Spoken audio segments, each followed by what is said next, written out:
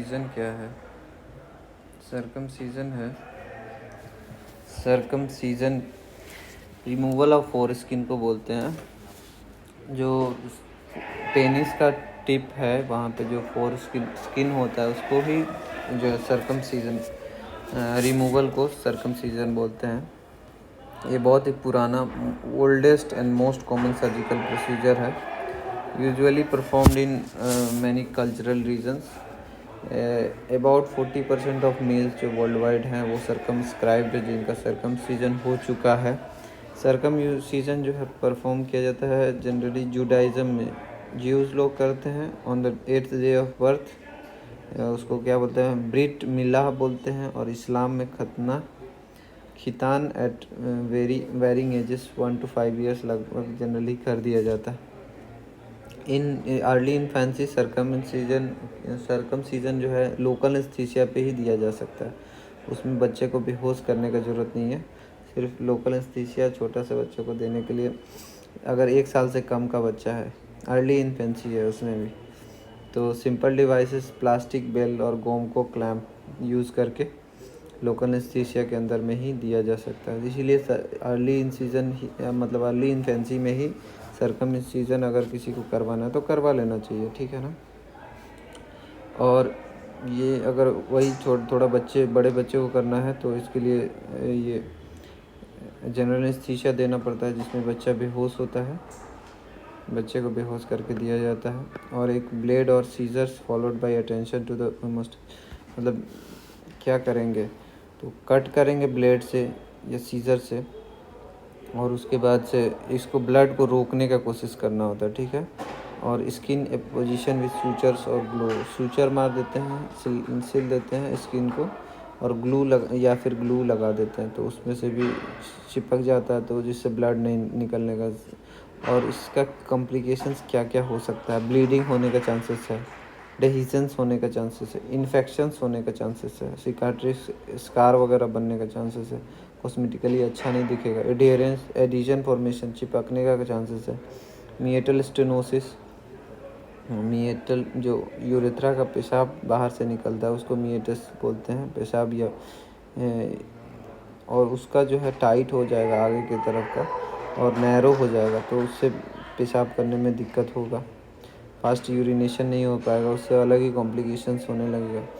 Removal अगर कम tissue remove करेंगे या ज़्यादा करेंगे तो वो अच्छा दिखेगा नहीं, दिखने में कॉस्मेटिक कंसर्न होगा। और यूरेथ्रल इंजरी हो सकता है रेयरली, और एम्पुटेशन, पूरा यूरेथ्रा ही काट दिया कोई गलती से तो उसका भी हो सकता है। मेडिकल इंडिकेशंस और सर्कमसीजन क्या होता है। मेडिकल इंडिकेशंस है, सर्कमसीजन इंक्लूड करता है ये ट्रूफिमोसिस है। ट्रूफिमोसिस क्या होता है, फोर स्किन जो है आगे की तरफ ही टाइट फाइब्रोटिक प्रीप्यूशियल रिंग की तरह बना लेता है, जो कि पीछे की तरफ नहीं जाता है और ऐसे ही आगे रहता है, तो इसको सर्कमसीजन करना ही पड़ेगा। दूसरा है बेलेनाइटिस जेरोटिका ओब्लिटरेंस। इसमें क्या होता है, एक ऑटो इम्यून, खुद का बॉडी एक इम्यून सिस्टम जनरेट करता है जो कि आगे का फोर स्किन को इन्फ्लेम कर देता है और फूला देता है, जिसकी वजह से ये डिस्टल यूरेथ्रा को भी आगे का जो है जो पेशाब करने का रास्ता है उसको भी अफेक्ट कर सकता है। और जनरली 5 साल से कम का ही बच्चा को दिखता है। और इसमें क्या होता है, इसमें भी आगे एक कंस्ट्रिक्शन फाइब्रोटिक प्रीप्यूशियल रिंग बन जाता है, जो प्रीप्यूस है आगे का फोर स्किन है उसका रिंग बन जाता है, जो कि पीछे नहीं जाता। फिमोसिस, वाइट हार्ड प्रीप्यूशियल स्किन, इसमें पेशाब करने में दिक्कत होगा, जब पेशाब करेगा बच्चा बलून की तरफ फूलने लगेगा आगे का फोर स्किन, और इसमें भी सर्कमसीजन ही करना होता है।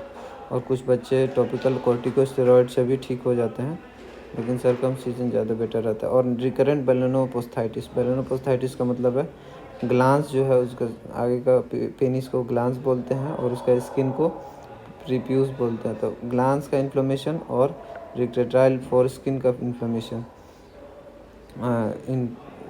इन्फेक्शन की वजह से होता है, इरिटेशन की वजह से हो सकता है, या ट्रॉमा चोट लगने की वजह से हो सकता है। और बच्चे को क्या कंप्लेन करके लेके आएगा रिकरेंट बेलेनोपोस्थाइटिस वाला, तो पेन होगा, खुजली होगा, रैश होगा, लाल हो जाएगा, डिस्यूरिया, पेशाब करने में दिक्कत होगा, नॉन यूरेथ्रल पेनाइल डिस्चार्ज हो सकता है। जो उसके बाद से most boys have only one ठीक है, इसमें भी रिकरेंट बेलेनोपोस्थाइटिस वाले को भी सर्कमसीजन किया जा सकता है। नेक्स्ट है रिकरेंट यूरिनरी ट्रैक्ट इन्फेक्शंस वाला। ये तो थोड़ा कम लेस कॉमन कॉज है, लेकिन जब पाइलोनेफ्राइटिस, जब यूटीआईज उतना हो जाए, जब किडनी तक इन्फेक्शन फैलने लग जाए।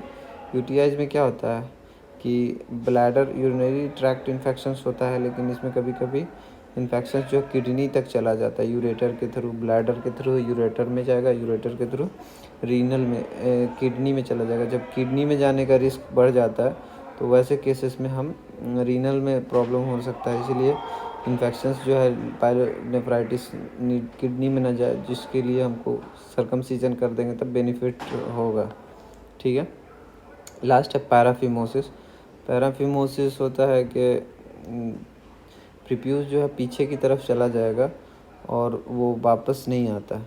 ये समटाइम्स सेक्सुअल इंटरकोर्स के बाद भी होता है, और समटाइम्स कैथेटर जो है लगाते हैं जब पेशाब जो नहीं कर पाता है, अगर कोई इमरजेंसी में पेशेंट आता है, इमोबाइल पेशेंट होता है, उसको भी कैथेटर लगाते हैं।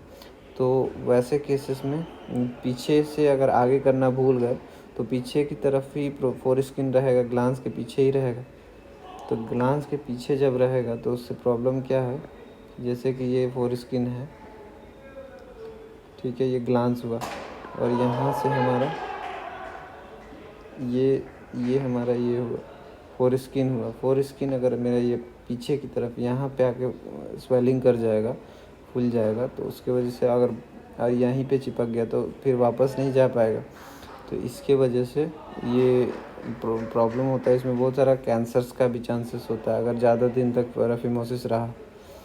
तो इसीलिए इस केसेस में क्या करते हैं, तो सबसे पहले कोशिश करते हैं जाइलोकेन वगैरह या लोकल एनेस्थेटिक्स वगैरह, ग्लिसरीन वगैरह, लुब्रिकेंट वगैरह लगा करके आगे की तरफ मैनिपुलेशंस करने का कोशिश करते हैं कि आगे की तरफ आ जाए। उसके बाद इमरजेंसी डॉर्सल स्लिट सर्जरी कर देते हैं। एक डॉर्सल ऊपर की साइड में एक छोटा सा ये लगाते हैं, और ताकि जितना फ्लूइड रहे वो निकल जाए, और सर्कमसीजन इज इंडिकेटेड। और